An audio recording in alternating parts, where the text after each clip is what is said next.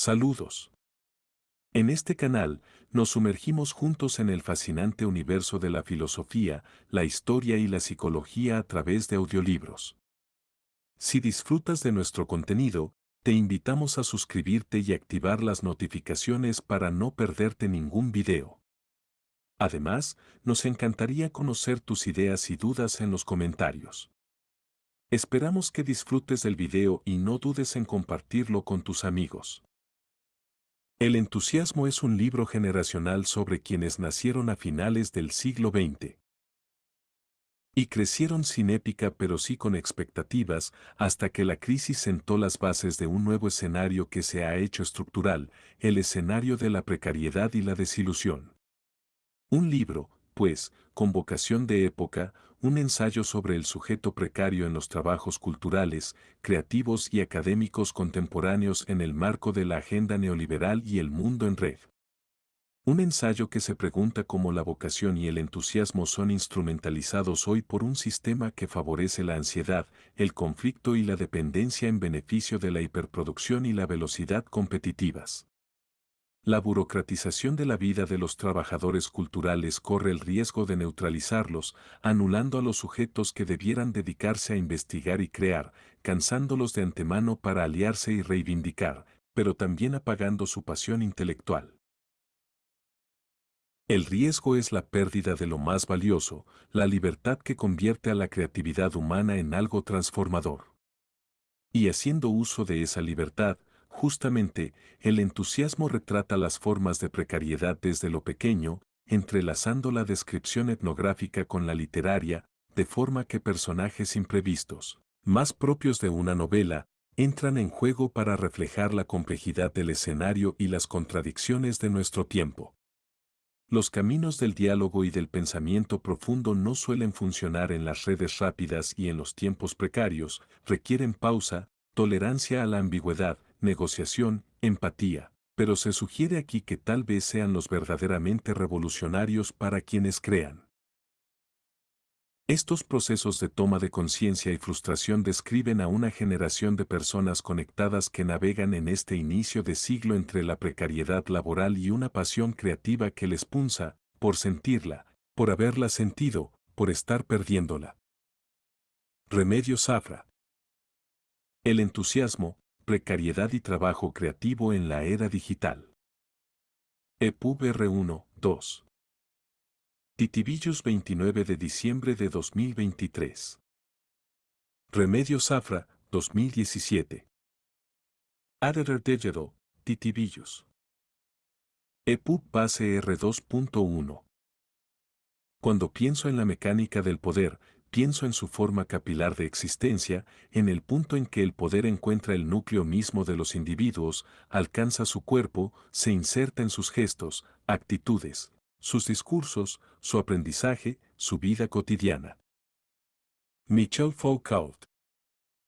Nos han hecho creer que somos libres, que tenemos capacidad para controlar nuestro destino y que con más o menos esfuerzo seremos capaces de conseguir aquello que nos propongamos. Estas ideas no solo no son ciertas, sino que son una fuente de frustración. Marcos Casado. ¿Cómo elegir al triste si está el entusiasta? Laura Bey. Y pobreza y entusiasmo. Cuando el trabajo no vale dinero. Verificar que no eres un robot, captura de pantalla. 1. Los pobres crean. Puede que solo dos estados de ánimo constante, 1, hagan que la vida valga la pena ser vivida. Yo diría el noble goce de una pasión creadora o el desamparo de perderla. Me refiero a esa pasión que punza y arrastra y que nos motiva a anteponer el deseo frente al inmovilismo, el hacer frente al tener, una práctica creativa frente a, por ejemplo, un trabajo alienante, esa sensación que perturba, profundamente, frente a la que resigna o reconforta. Y en esta pulsión primera me parece que no debiera ser tan determinante su instrumento, palabra, tecla, cuerpo o pincel, sino que algo trastoca la posibilidad de esta pasión cuando de la práctica creativa llevada por el entusiasmo pueden derivarse trabajos capaces de proyectarse como futuro, es decir, trabajos de los que se puede vivir y trabajos de los que no. Cuando sentida y buscada esta pasión no puede ser ejercida y late el desamparo de verla aplazada permanentemente. Creo que muchos de los nuevos pobres que hablan de la época de hoy, y cuya genealogía fundiría sus raíces en formas feminizadas de trabajo, habitan ahí, donde la forma capilar de existencia, del poder y la expectativa, propia y ajena, vulnerabiliza silenciosamente y limita a las personas en sus tiempos y en sus medios. El contexto de estos sujetos creadores estaría definido por su infiltración en trabajos y prácticas temporales y en vidas permanentemente conectadas. Sujetos envueltos en precariedad y travestidos de un entusiasmo fingido, usado para aumentar su productividad a cambio de pagos simbólicos o de esperanza de vida pospuesta. Un entusiasmo que encontraría sus máximas expresiones de júbilo forzado en trabajos culturales, creativos y cada vez más en el contexto académico. Miro alrededor y observo que esto acontece hoy. Como si la pareja, pobreza y creación, actualizara, en un giro y engarce temporal, aquella época anterior a la invención de la imprenta en la que, sugería Smith, dos, estudioso y pordiosero, eran palabras casi sinónimas. Quizá el pobre logre pulsión si dispone de tiempo, pero difícilmente la vigente cesión a un mundo tecnológico cada vez más sedentario y burocratizado permitirá más que mínimos fragmentos de tiempo que, extrañamente, lograrán romper el hielo del alma. Solo hacernos sentir el pico en pequeños golpes para que salga polvo y no grieta, sabiendo como sabemos que toda creación debiera aspirar no solo a tocar o empañar mínimamente conciencia y sensibilidad, sino a fragmentar ese mar congelado que llevamos dentro. 3. No sin contradicción, muchas personas preferiríamos el camino de la creación modesta pero libre a la acumulación y riquezas subordinadas a un trabajo sin pasión. Eso pensamos y eso decimos antes de descubrir que la libertad mengua cuando no hay dinero y si expectativa, cuando el vivir se sostiene difícilmente sobre una superficie demasiado inestable que precisa unos mínimos de energía y sustento. Entonces se sucumbe a lo que salga, aplazando la vida y esa pasión, que identificamos como lo que nos mueve de la vida, a un futuro donde las condiciones sean mejores. Como una minúscula herida tapada por la ropa, primero invisible, va lentamente creciendo la frustración. Comienza así una vida permanentemente pospuesta, una cesión del tiempo de creación al futuro, una encadenada y constante inversión para lograr recursos mínimos pero suficientes, proporcionando algo de dinero y restando a esa pulsión sentida gran parte del tiempo, cedido ahora al sustento y a la apariencia. En el carácter precario de los trabajos disponibles radica la situación ventajosa de quien contrata hoy movido por la maximización racionalista de menor inversión y mayor beneficio. Pero también ahí se acomoda la excusa de temporalidad de quien trabaja soñando con algo mejor. Si este sujeto apostara por iniciar el largo camino hacia un trabajo intelectual en el ámbito académico, creativo o cultural, pronto descubriría que su entusiasmo puede ser usado como argumento para legitimar su explotación, su pago con experiencia o su apagamiento crítico, conformándose con dedicarse gratis a algo que orbita alrededor de la vocación, invirtiendo en un futuro que se aleja con el tiempo, o cobrando de otra manera. Inmaterial, pongamos con experiencia, visibilidad, afecto, reconocimiento, seguidores y likes que alimenten mínimamente su vanidad o su malherida expectativa vital. Merodeando esta argumentación, hay dos formas de entusiasmo que se dan cita en este ensayo y que, bebiendo de mi obra anterior, 4. Intentarán aquí dar cuerpo a una visión integradora del sujeto creativo cuando deviene sujeto precario en la era digital. Una forma de entusiasmo aludiría a la exaltación derivada de una pasión intelectual y creadora, y la forma más contemporánea surgiría como apariencia alterada que alimenta la maquinaria y la velocidad productivas, en el marco capitalista.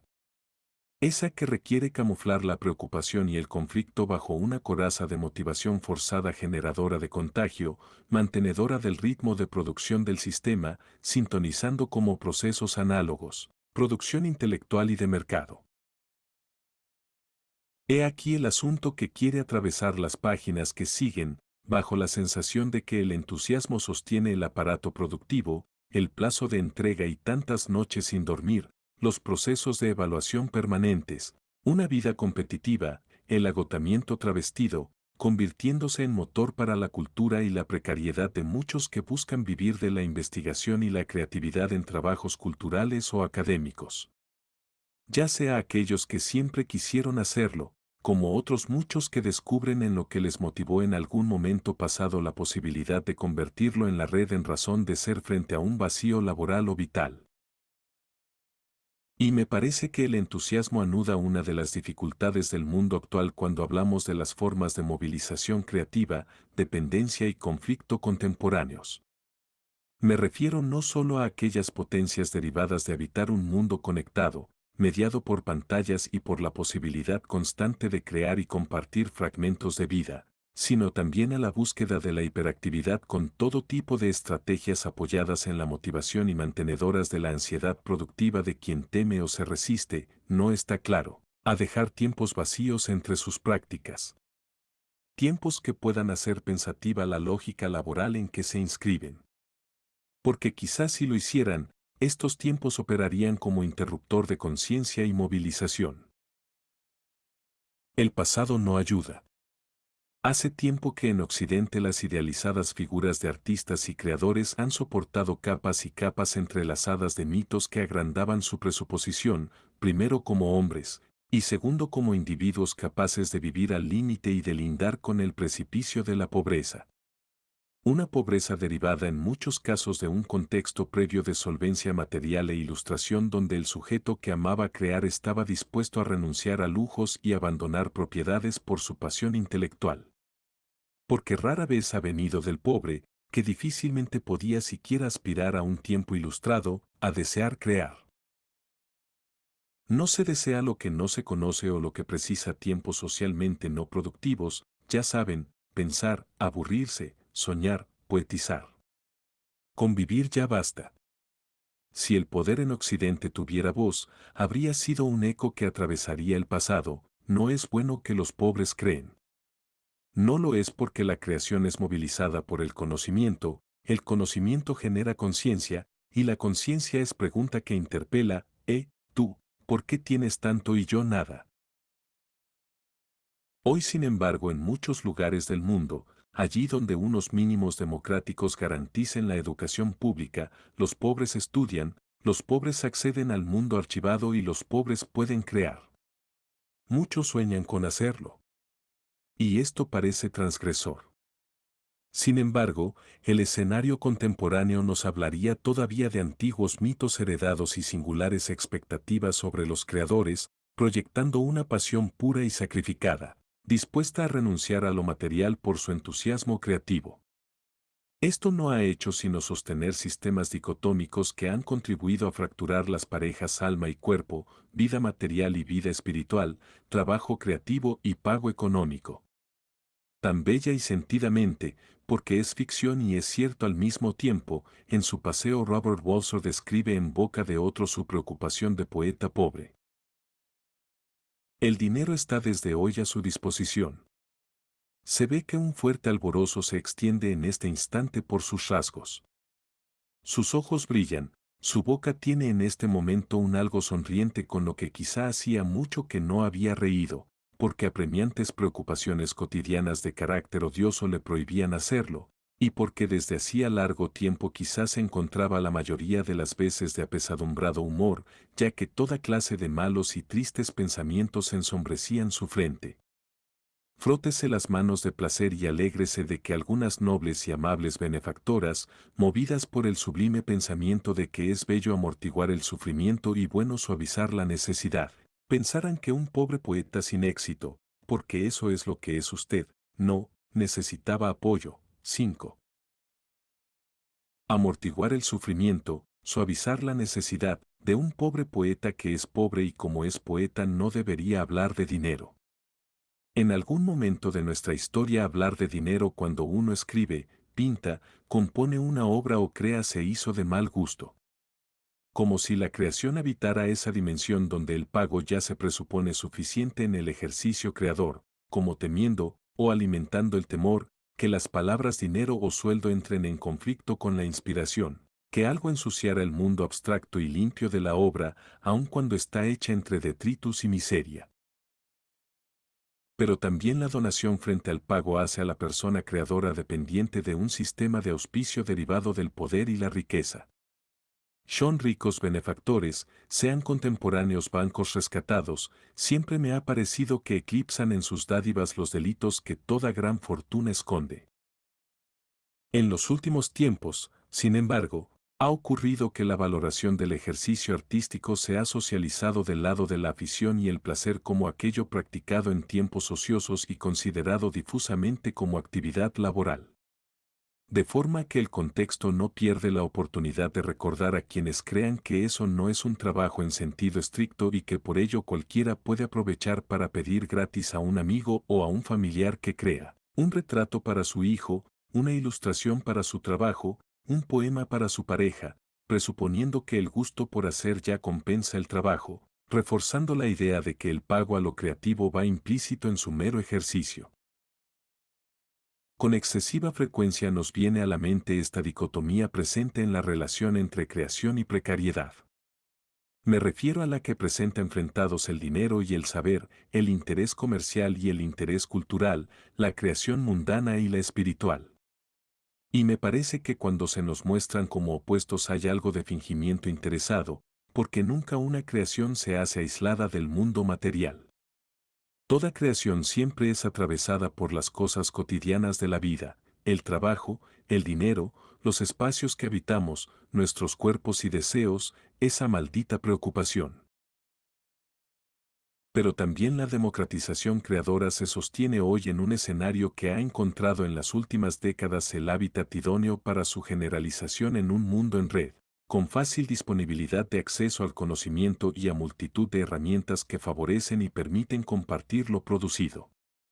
En poco tiempo ha pasado que en Internet todos nos hemos convertido en creadores potenciales, en productores creativos del mundo.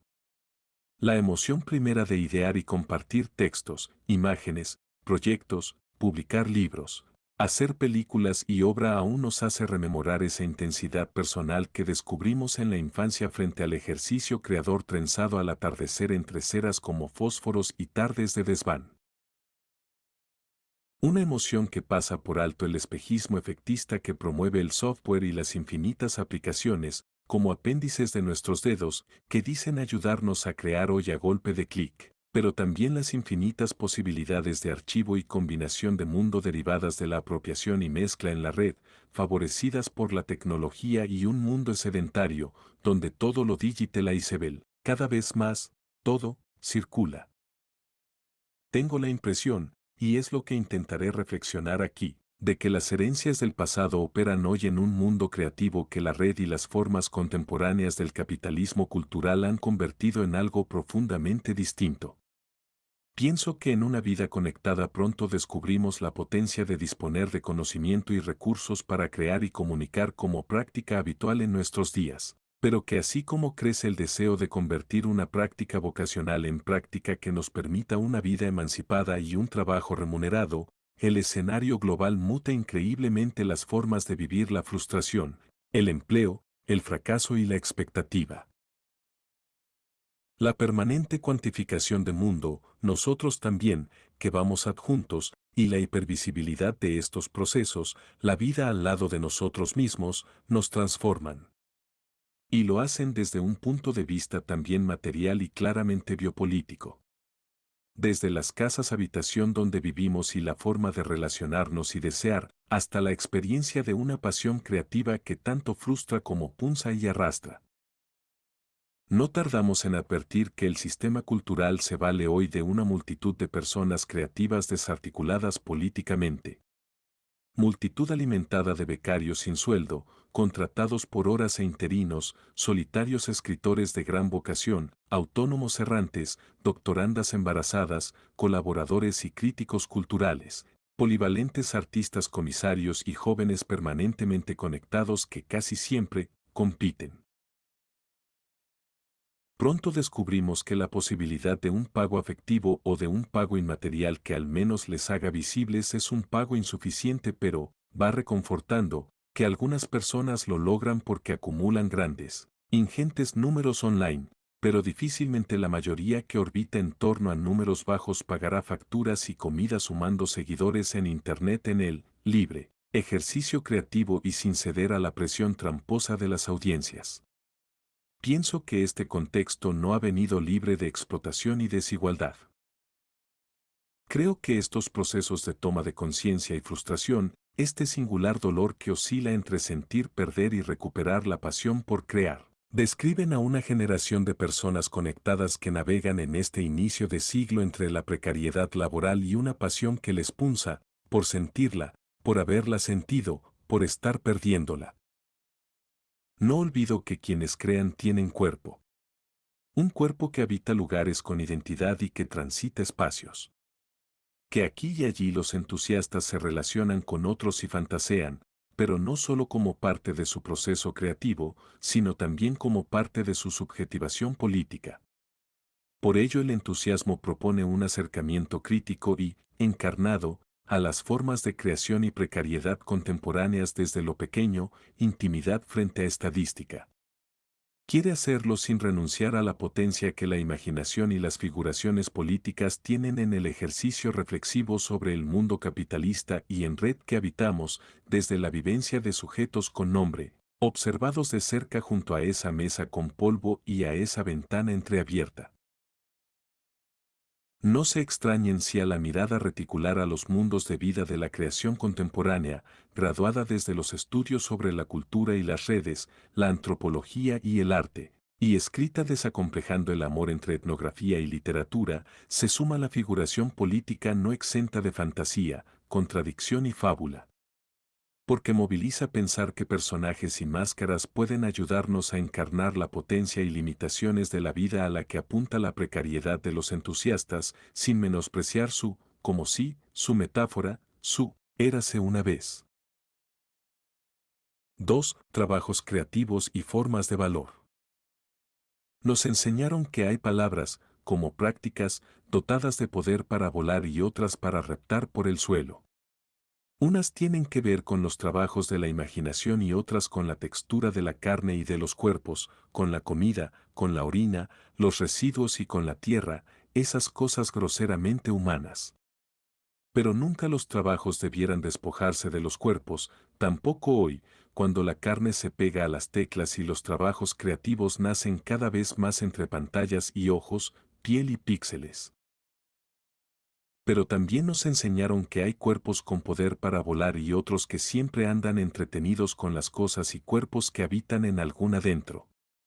Unos y otros han venido significándose de manera distinta y también circulando alrededor de diferenciadas formas de valor.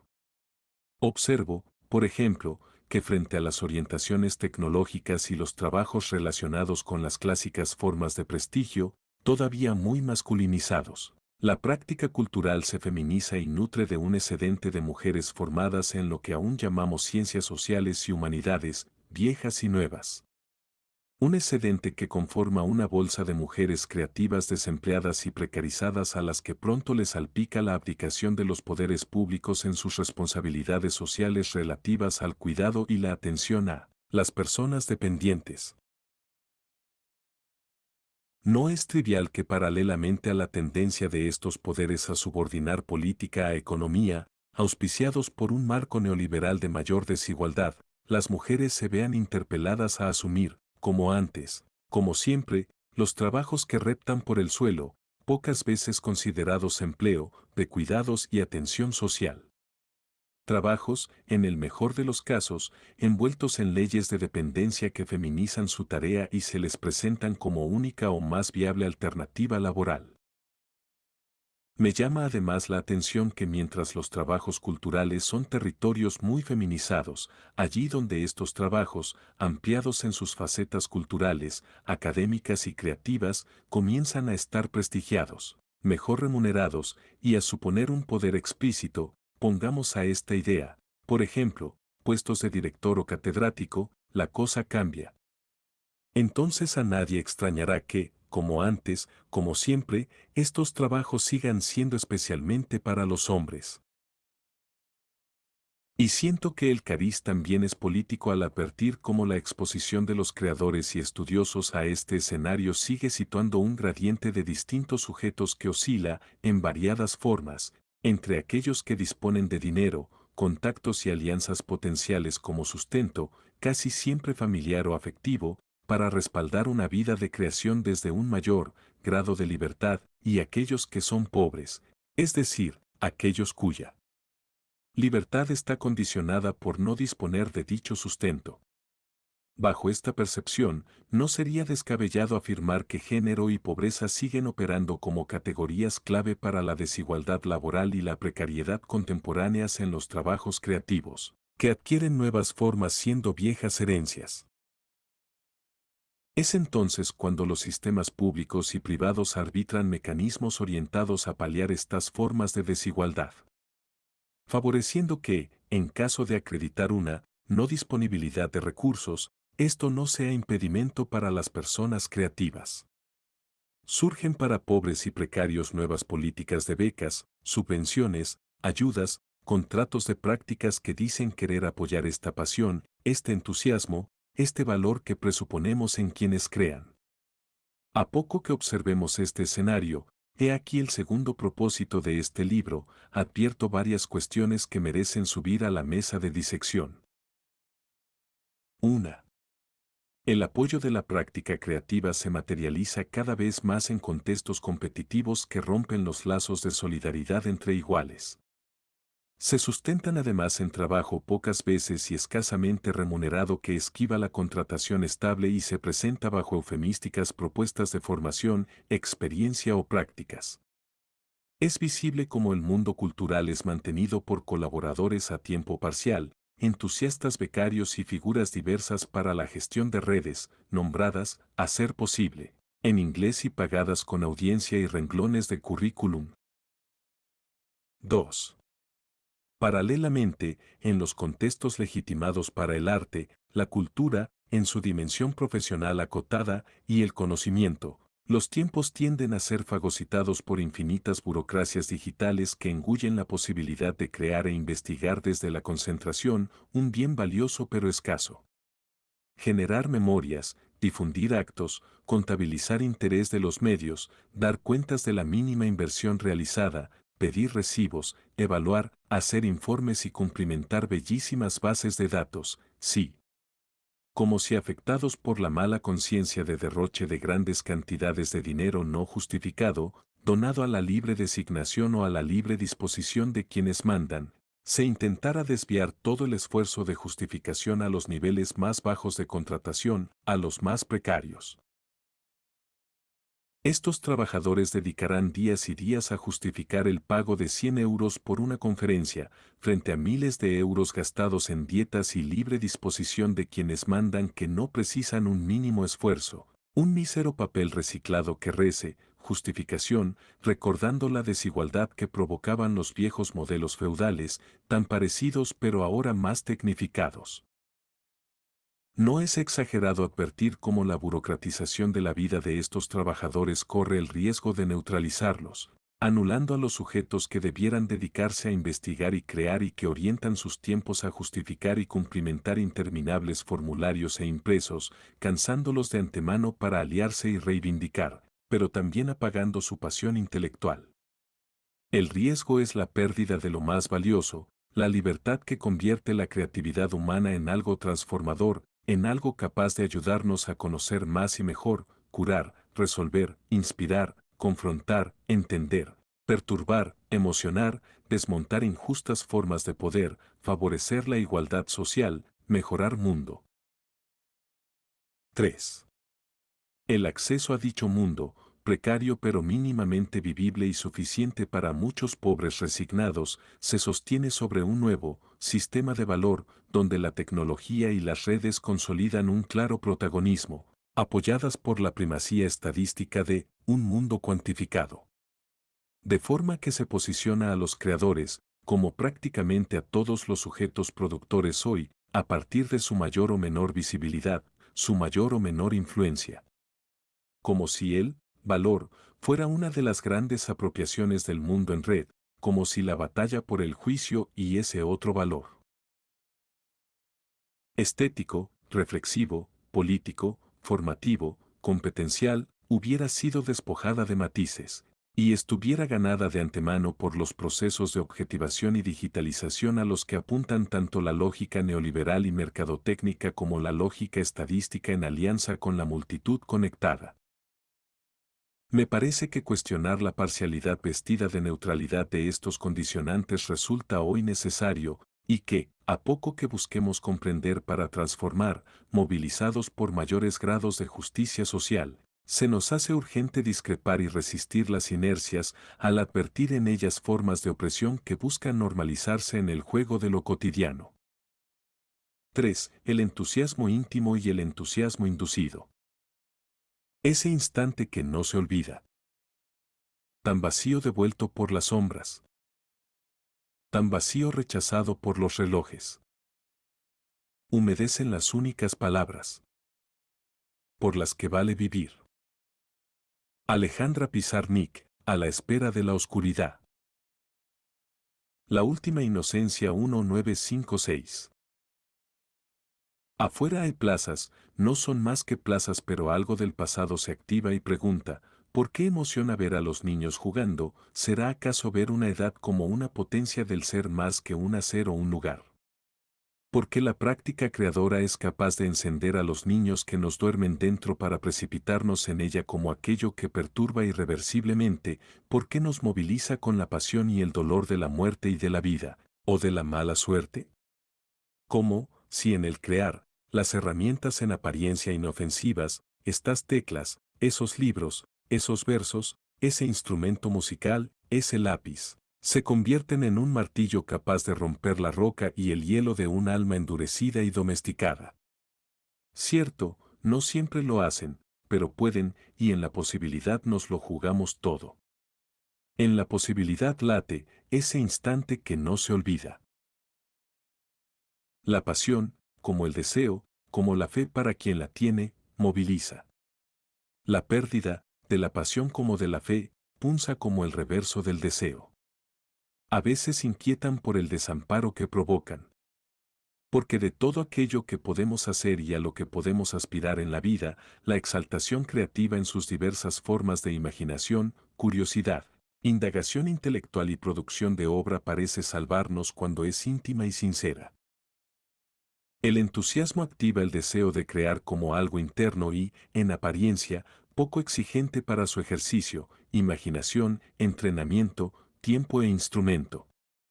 Poco exigente, decía. Matizo. Hoy el tiempo es un bien escaso, tan repleto de trabajos y tareas burocráticas y tecnológicas que apenas aparece a intervalos pequeños, difíciles para la concentración que precisa ejercitar, formar y practicar eso que punza.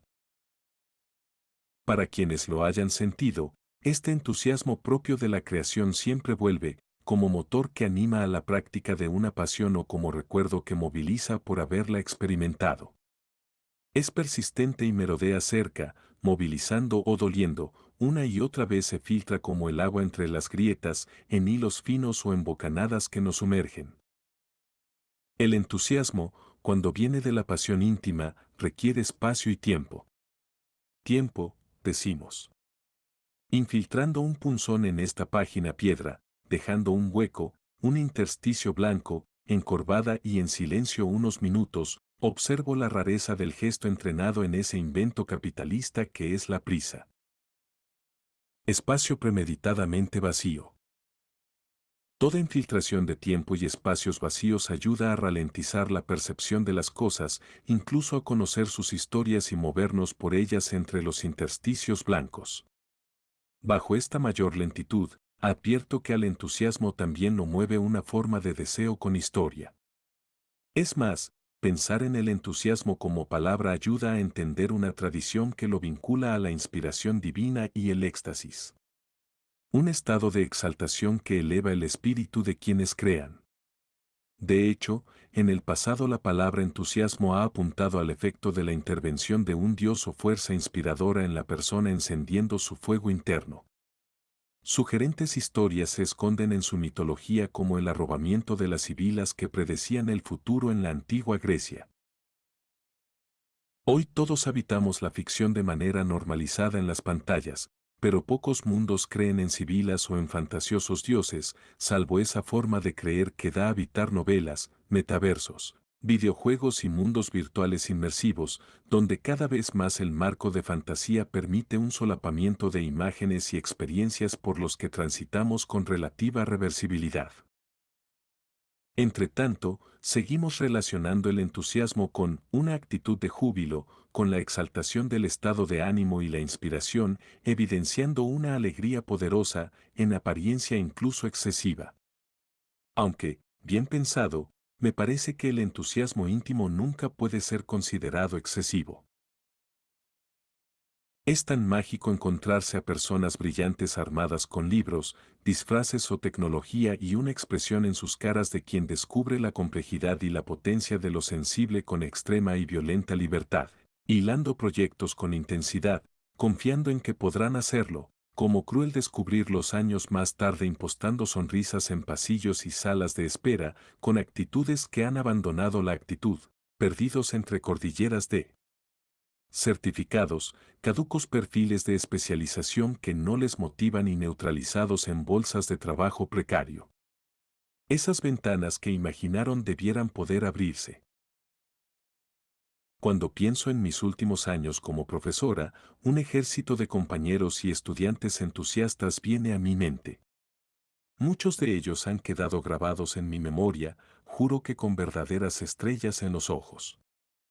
Aparecían cuando de pronto compartían su vocación creativa, defendiéndola como lo que lograba aportar un sentido pleno a sus tiempos, a los más valiosos, como aquello que han llegado a elegir libremente.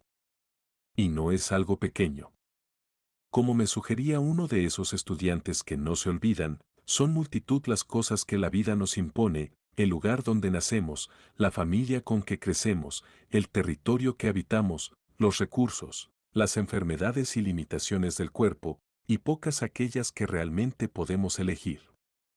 Creo que el entusiasmo íntimo y creativo señala posiblemente una de nuestras primeras muestras de verdadera libertad. La apropiación de la maquinaria entusiasta. Si el entusiasmo fuera hoy, como aquí sugiero, una seña de época, lo sería más como un entusiasmo inducido, alimentado por la cultura y en ella por las lógicas de mercado. Resultado de un mundo competitivo movido por la primacía del capital, donde la precariedad se derrama y extiende. En este escenario, hacer visible el júbilo que se siente por una práctica puede ser determinante para obtener un trabajo o para ser elegido, como paso para lograr un empleo, un reconocimiento, un mejor futuro. Exagerar las formas de mostrar un interés por una práctica es algo hoy incentivado por el sistema de mercado, animado como criterio para diferenciar y evaluar a los candidatos a un trabajo. Da las gracias, sé servicial y nunca dejes de sonreír. Preferir al entusiasta y no al triste, verlo en las redes, en la publicidad, elegirlo, es algo cotidiano. La razón de su incentivo puede encontrarse en que este entusiasmo inducido se ha convertido en herramienta capitalista que permite mantener la velocidad productiva, esconder el conflicto bajo una máscara de motivación capaz de mantener las exigencias de la producción a menor coste. Sus formas amables y positivas son buscadas y preferidas para no ceder en los ritmos de consumo, arropadas por un mundo que pareciera caracterizarnos por hacernos clientes o por hacernos atender a clientes. Como efecto, el entusiasmo se convierte al mismo tiempo en algo que salva y que condena. Es decir, en aquello que mientras moviliza sienta las bases de una suerte de explotación contemporánea en la que se ven atrapadas aquellas personas que necesitan barra diagonal buscan un sueldo para pagar tiempo de investigación o creación, a diferencia de aquellos que, como en el pasado, disponen de medios que pueden convertir en tiempo y libertad creadora. De manera audaz e inspiradora, sugiere Ito Steyerl, 6, esta explotación concentra muchas de las contradicciones del capital, sembrada de motivados colaboradores, investigadores y contadores de sí mismos, que se exigen máxima dedicación, energía, entrega y sonrisa, como inercia que augura reconocimiento, quizá trabajo, quizá futuro. Me resulta complicado sacar de este pensamiento la imagen obsesiva de un reloj trucado que, en lugar de contar las horas, cronometra un tiempo que siempre parece volver al punto de partida, entrenando a las personas entusiastas en hacer, aceptar, innovar, compartir, actualizar, abrir, cerrar, enviar, revisar, continuar, empezar, empezar. Porque me parece que esta precariedad que le señalo como efecto de instrumentalización del entusiasmo y la pasión creadora, está definida por la caducidad como principal rasgo. Una caducidad que no solo impregna la precariedad laboral contemporánea, sino también la vida en las redes. Cuando la volatilidad es tan grande como ahora, no está claro cómo retener las cosas y quisiéramos hacerlo, pero evitando el péndulo de la caducidad extrema a un lado frente a las viejas y pegajosas sentencias esencialistas del pasado que tantos dogmatismos y tanta desigualdad crearon. En este entramado no exento de ambigüedad, una forma de estabilidad que se asienta es la que algunos entusiastas buscan con sus nombres propios en las redes. En el ejercicio de repetición y circulación constante se afanan por asentarlos como amarres de permanencia, como marcas de sí mismos, nuevos productos a la venta bajo una nueva lógica que transgrede las viejas formas de identidad, modalidades empresariales que buscan maximizar el valor de mercado del sujeto como marca. De manera contrastada, en las redes convive la disolución de la autoría y los nombres en los fragmentos apropiados y recontextualizados por la circulación extrema, con el esfuerzo por que quede una firma. Porque a menudo lo que vemos de los demás en un magma de producción creativa que circula es un nombre junto a unas líneas. Como si ante el riesgo de desaparición se redoblara el esfuerzo por resaltar la palabra como título que nos nombra, visibilizarla, hacerla circular, en detrimento del pozo, allí donde habita la creación, donde el nombre es solo etiqueta. Movidos por la mercadotecnia de los tiempos, el esfuerzo se concentra en la piel que son los nombres y es la imagen, la portada de las cosas, apenas rascar con la uña frente al ahondar en una cueva que ensucia, requiere tiempo y a menudo inquieta.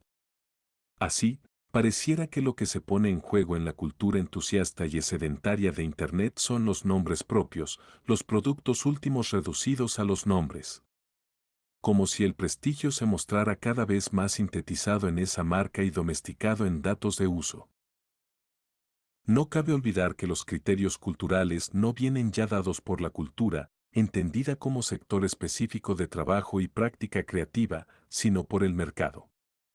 No pocos pensadores contemporáneos de los que Bauman, 7, y Bourdieu, 8, serían claro ejemplo apuntan al mercado de consumo como aquel que provee de criterios culturales, es decir, al mercado como responsable de asentar estas nuevas formas de valor.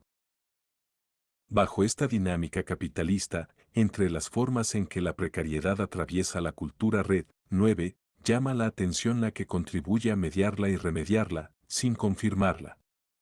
Es decir, la forma en que el tránsito por la apariencia y por la apropiación recontextualiza lo que vemos, haciendo confuso su pasado, haciendo propias las imágenes e ideas de otros bajo la promesa de una creación colectiva tintada de utopía y potencia, cuyo reverso es la precariedad de muchos.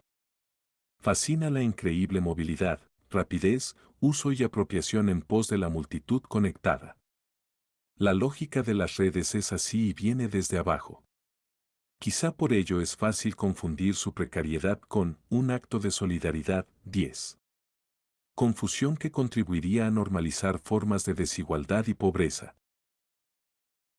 En esta cultura entusiasta, lo poco, 11, está siendo rápidamente denostado frente a la primacía de los grandes números y datos que rebosan entre los dedos describiendo el mundo. Tiene que ver con la crisis de los viejos sistemas de valor, apoyados en formas de calidad y prestigio sustentadas por expertos hoy cuestionados, pero también con la deriva pendular hacia un valor capaz de sintonizar con la época, un valor objetivable y cuantificable que permita manejar el exceso sin bajar el ritmo de producción, un valor perversamente manipulable. Así, ante la predominancia de, lo mucho, el pago más fácil, porque es el más rápido, es el pago con ojos. Ser visto es lo que mejor puede ser registrado e inscrito en la lógica de los criterios de mercado, ayudando además a asentar los nombres como marcas. Mientras que el otro pago, el remunerado, se advierte como inversión futura. Claramente hoy todo se cuenta y los pagos ante todo son números. Todo precisa ser cuantificado para ser operativo, pronosticado, solapando la compleja acción de las pantallas como zona socializadora, de control y parque de atracciones, donde creemos jugar mientras nos juegan, porque nosotros también somos los datos. En la época del entusiasmo inducido prevalecen las miradas tecnológicas que archivan y predicen patrones y tendencias de la multitud, que coexisten con las que nos acostumbran sin pestañear a una guerra o masacre, allí, y levemente, días o parpadeos, si es, aquí. Todo es visible y acumulable, pero efímero en su afectación, poco pregnante. Pasa en este contexto que el exceso que condiciona la volatilidad de la vida online genera sensaciones contrapuestas. De un lado, la satisfacción de la plena disponibilidad, de otro, la imposible saciedad ante la glotonería de querer tenerlo todo, sabiendo que una vida no daría para ver, leer, consumir tanto. La ansiedad que provoca el ver y el deseo se compensan mínimamente pudiendo, poseer, digitalmente, descargar, archivar, frente a una aplazada profundización en las cosas. Mientras nos llega el tiempo, optamos por guardar, no tanto como esos perros que esconden los huesos pensando en un después, sino como esas personas que acumulan y acumulan por defecto, pero con variantes más cercanas a lo que preconizaba el Diógenes clásico defensor de la privación y la independencia de lo material. Porque ahora es lo digital lo que guardamos. Y en la dimensión a la que esta práctica apunta observaremos que sí requiere lugar. Por ello, así como ampliamos habitaciones, ahora cambiamos gigas por teras y discos duros por nubes para acumular y acumular por defecto, por si acaso. Otra cosa es el tiempo, donado al consumo y a la producción entusiasta de datos indirectamente, a hacernos datos. 4. Precariedad y movilización de la pasión creadora. No es verdad que los pobres seamos libres. Laura Bey. Mi vida en la primera IP. Solo como efecto de un espejismo o una ensoñación romántica podría el ansia del pobre satisfacer su entusiasmo cuando no hay libertad. Fue hermoso idealizar al creador pobre cargado de conflicto, presuponiéndolo libre a pesar de las dificultades, ennobleciendo su carácter y convirtiéndolo en alguien singular y extraordinario. No pocas figuras míticas han conformado esa visión cargando un plus de exigencia y valentía al que crea, que sea capaz de anteponer su pasión a su alimento y a la expectativa que el mundo, familiar y social, pone sobre su persona. Pocas mujeres encontrarán en ese selecto club que la historia y la ficción ha creado a la medida de algunos. La imaginación no ha sido capaz de dar alas a mujeres pobres para que pudieran anteponer su pasión a su alimento, la expectativa familiar y de cuidado siempre las ha colocado al otro lado de la puerta y de la libertad. No, no está claro que las pobres sean libres. Pero tampoco que la libertad sea ya como antes. Hoy se solapan y a veces se mezclan las viejas culturas de los lugares con ese estrato transversal de las redes y el mundo globalizado. Un contexto que genera sensación de poder y libertad solo por estar conectados. Pero ¿cómo distinguir la libertad en las inercias de la civilización contemporánea en un marco neoliberal? ¿Cómo enfrentar su espejismo cuando habitamos el mundo digitalizado pero en su exceso nos sentimos insaciables y con frecuencia perdidos? Pasa que ahora los gordos son los pobres, que datos y carne rebosan los pantalones, que nos atracamos de mundo en las pantallas. Y claro que la mera disponibilidad de información, pruebas y datos no garantiza un mundo mejor informado ni más libre. Al contrario, pareciera que los tiempos rápidos y sedentarios no promueven el esfuerzo y tiempo que precisa la conciencia, sino que derivan más hacia lo emocional y lo que reconforta, aquello que refuerza lo que ya pensábamos. justo lo que mejor tolera la velocidad y la gestión de un mundo desglosado en números. No sabemos exactamente en qué momento, estar y tener, mundo superó el entusiasmo por crear y transformar cosas. En qué momento unos pocos acumularon tanto, casi todo, y la mayoría, casi todos, constantemente aplazados en el deseo, acumularon datos y tiempo de conexión, entretenidos en el mundo en las pantallas. No está claro en qué momento la vida real se aplazó a un futuro que siempre se pospone, mientras los jóvenes envejecen como becarios, interinos frustrados, cuidadoras, camareros y teleoperadoras. Para quienes tienen pocos años es fácil considerar la vida como algo a punto de empezar, pero la juventud se apaga con el tiempo. Esa inconsciente tentación que se convierte en hábito de aplazar la vida aún, después de, imaginando que la juventud, la salud y la energía estarán siempre. Después de esta razón o de ese impedimento, cuando tenga trabajo de verdad, cuando me vaya de casa, cuando devuelva el préstamo, cuando arregle mis dientes, cuando supere esta crisis, cuando olvide a ese amor. Entonces, quizá llegará la vida que permitirá expulsar el aire retenido en la impostura de años. Y por fin decir lo que se piensa, hacer lo que se quiere, vivir como se sueña. Difícilmente reconoceremos que en el impedimento también habita la vida. Hacerlo sería claudicar a la plenitud creadora como deseo que moviliza mientras envejecemos. Porque conforme pasan los años y pensamos que la inversión laboral previa nos permitirá aumentar el tiempo para uno mismo, y quizá entonces abandonarnos a esa pasión, ese tiempo no llega y el cuerpo se va agotando.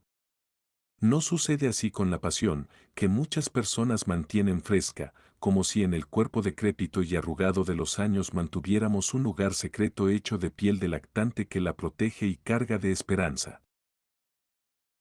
Me parece que aplazar lo que consideramos verdadera vida, movidos por el deseo de plenitud e intensidad futura, puede funcionar como mecanismo conformista que nos permite resistir sin hacer la revolución. Sentir que la vida es algo pospuesto que nos merodea anima a soportar, cerrando los ojos, el temor cada vez más palpable de que nunca se nos brindará plenamente.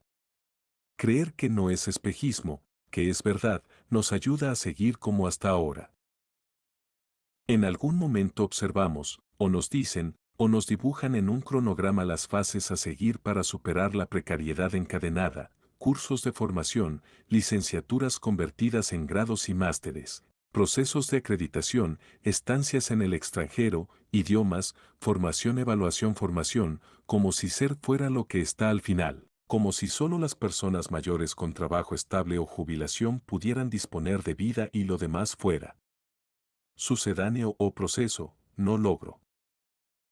Todo está desglosado, estructurado y entretejidos los años de una juventud dilatada. Y piensan los pobres que la escuela es bastante, pero no lo es. Como si no hubieran abierto las puertas del mundo donde aplicar lo estudiado, bloqueados en ciernes, allí habitan. Contenidos al otro lado, entretenidos en sí mismos, en sus redes, pacifistas sin épica, de momento, alimentando sus aspiraciones en competiciones entre iguales. Cuando quieren darse cuenta dedican sus días y horas a buscar grandes números para sus canales de video y redes sociales, ampliar currículums y recoger cartas de recomendación, llenando sus tiempos de actividad de visibilización frenética e inercias que rentan a veces a su vanidad y, siempre, a los grandes monopolios que hoy territorializan el mundo conectado. Que la inercia no es pensamiento, que no hay ya espacio para la conciencia cuando el tiempo cede a la actividad frenética, lo intuyen, pero siguen. Porque la vida en un mundo permanentemente conectado se mueve no tanto según la concentración sino según la impresión. Y es algo palpable que la atención está en riesgo, que incomoda porque permite ver de otras maneras. Pero es esencial para posicionarnos en la vida de manera consciente, cuestionando, no cambiando unas verdades por otras, sino haciendo reflexivas las formas en que se diseñan las verdades hoy. 5. Érase una vez. Sibila y el futuro. Le venden ácido hialurónico en las gotas para los ojos y en las cremas para su piel. Su tercísimo rostro podría reflejar la cámara que le graba y su sonrisa ganar un récord de permanencia. Estrena ropa de mala calidad con frecuencia. Siempre es ropa barata pero con estilo, para pobres y hecha por pobres, va con un extra de mala conciencia. Habla despacio y me infantiliza. Dice que le importo y me trata con afecto e infinita paciencia. Si le insulto se calla. Si le ignoro me espera. Me enseña alemán y francés en cursos en video y a distancia, me vende un nuevo dispositivo móvil, un plan de llamadas XXL. Y un préstamo al 3% mientras escribe una novela. Sibila me evalúa y yo la evalúo a ella, del 1 al 10. En uno de sus ojos asoma una ramita que muestra el inconformismo de lo que no debiera ser, pero casi nadie la ve.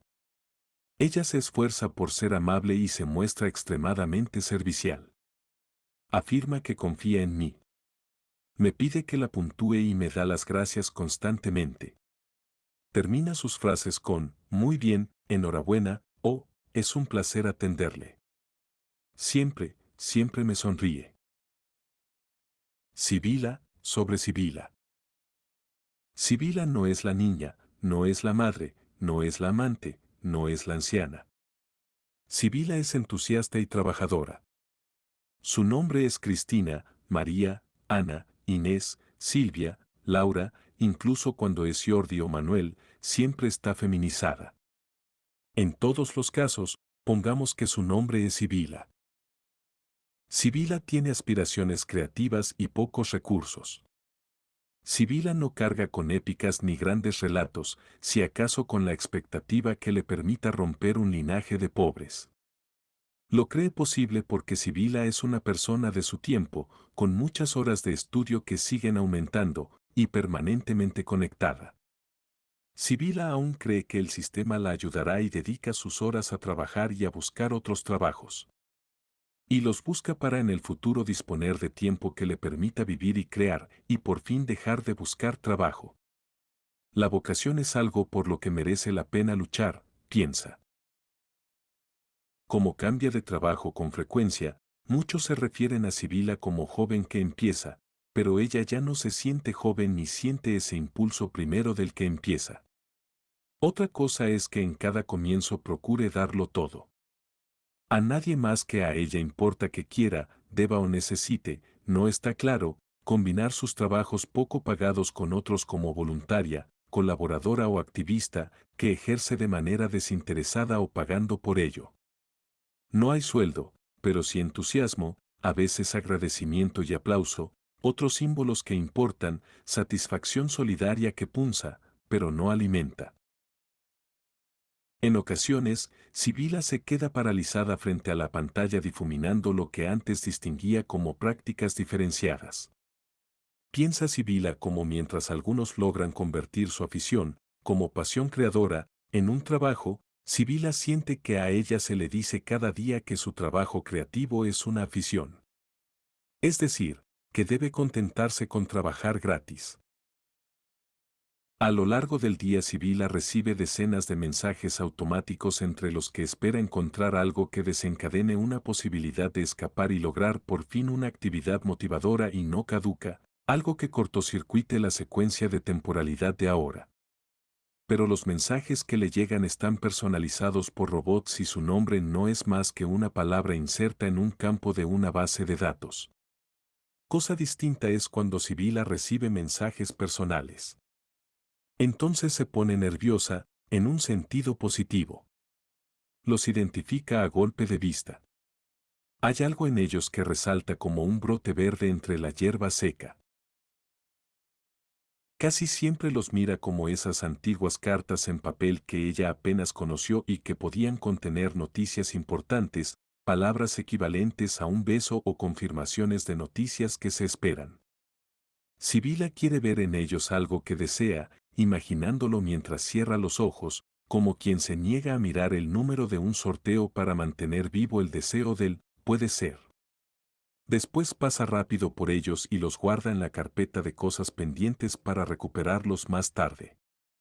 La duda la hace sentirse viva de otra manera, en el tiempo que aguanta sin leerlos con detalle. En ese intervalo imagina que esos mensajes contienen una oportunidad de veras, o mejor, un reconocimiento sincero, de alguien que vio con detenimiento su trabajo y en algo le gustó.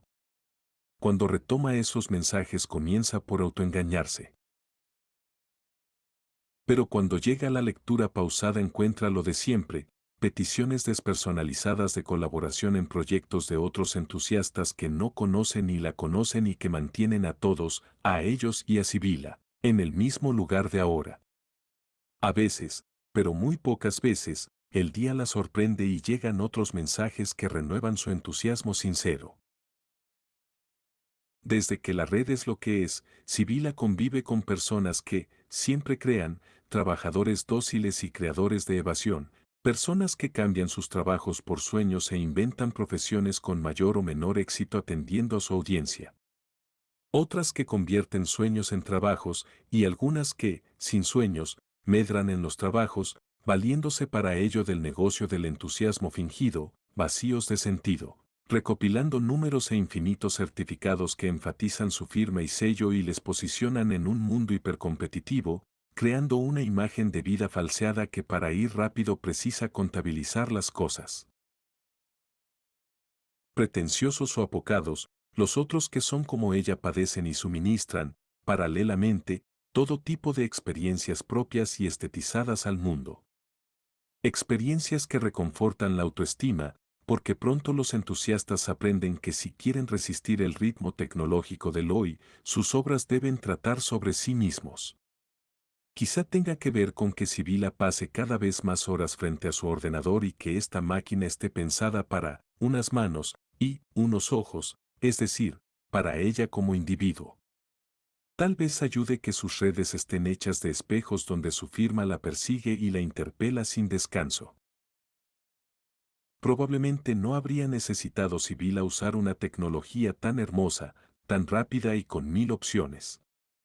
Para trabajar de su entusiasmo a Sibila le habría valido una algo más tonta y más fea, pero ya que tiene cientos de aplicaciones y por defecto sus máquinas le reclaman actualización y descarga, las usa y les dedica tiempo y tiempo. No es trivial, además, si en su vida donada al trabajo y a las pantallas a menudo las máquinas son las únicas que le hablan y la llaman por su nombre. No causa extrañeza que Sibila fantasee con encontrar complicidad y respuesta en esas aplicaciones. Que se cuestione si pronto podrá preguntar a Google por sus preocupaciones personales. O si siendo amable quizá la máquina podrá fingir mayor empatía e inteligencia y podría ayudarla a verse a sí misma, a valorar si mantiene el ritmo o por fin se para. Pero la corriente la lleva y en el fondo sabe que la máquina la piensa, pero que no necesariamente la ayuda a pensar. A estas alturas no está claro lo que Sibila cree, y si lo hace con pasión, pero en algún momento pensó que la creación era uno de los pocos territorios que proporcionaban pleno sentido a su vida.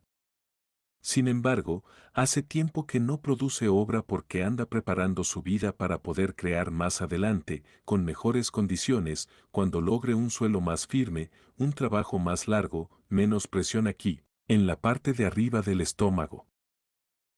Es difícil que Sibila se dé cuenta de su vida porque no tiene tiempo para detenerse, para frenarla y advertir lo que pasa.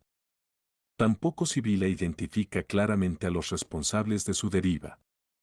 Ni siquiera ve a los ricos que salen en la tele como los jefes que ella tiene, ni como los que mandan a los jefes de sus jefes, porque ha trabajado en sitios donde la movilidad era imparable y la cadena de nombres y cargos tan larga como invisibles quienes los ocupaban. La cosa no está clara, pero Sibila cree que, a diferencia de ella, sus jefes últimos siempre cobran. Mientras ella está al borde económico del abismo y de la dependencia familiar pero agarrada a su entusiasmo.